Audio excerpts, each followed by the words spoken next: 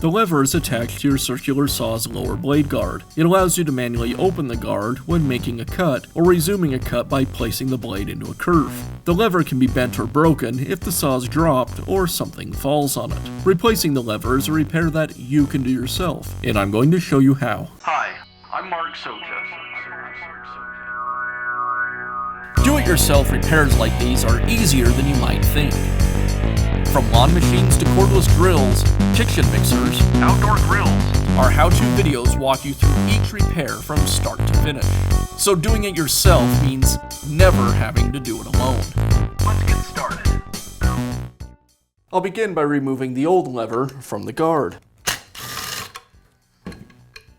And I'll install the new lever.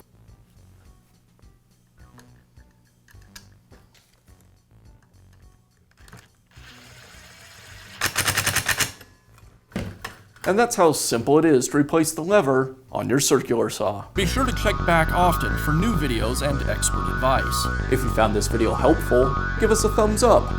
And leave a comment.